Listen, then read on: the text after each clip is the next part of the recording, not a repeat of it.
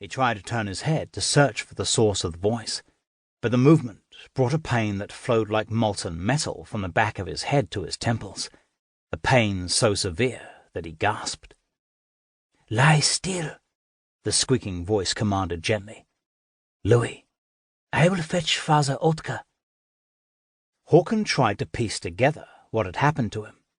He remembered all that had happened on the sparring log, the crowd, the water, Edmund.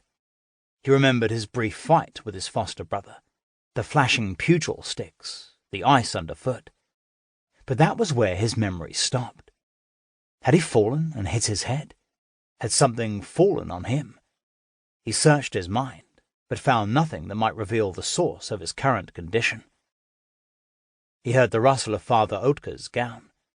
Again he tried to turn his head, and again the furious pain in his head robbed him momentarily of his senses. He grunted. "Be still, Hakon. You have been gravely injured, and you must try to keep your head still." "What happened to me?" he croaked from a dry mouth. He tried to swallow, but could not. He caught the whirl of a robe following his question. "Louis, did I not instruct you to keep his lips moist with water? Could you not handle that simple task?" Hakon pictured Louis's small frame shrinking beneath the intimidating stare of the old monk.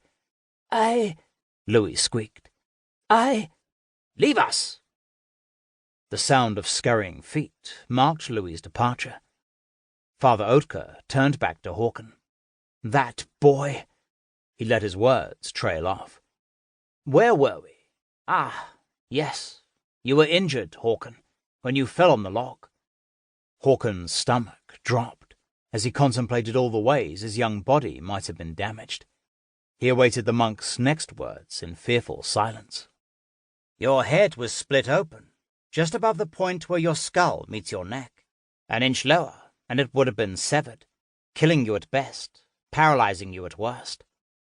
Father Ottke suddenly appeared before Hakon's face and dabbed his moist finger on Hakon's cracked lips. His tongue moved thirstily to the moisture. Cold water.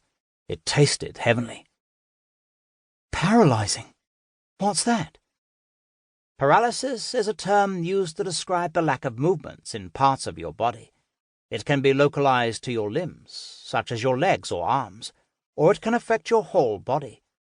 I have seen it happen a few times in similar circumstances, where a blow to the neck or back has destroyed all movement."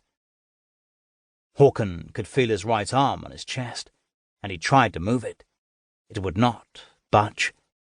He panicked. I can't move my arm. Am I para... Do not fear. You broke your arm in the subsequent fall.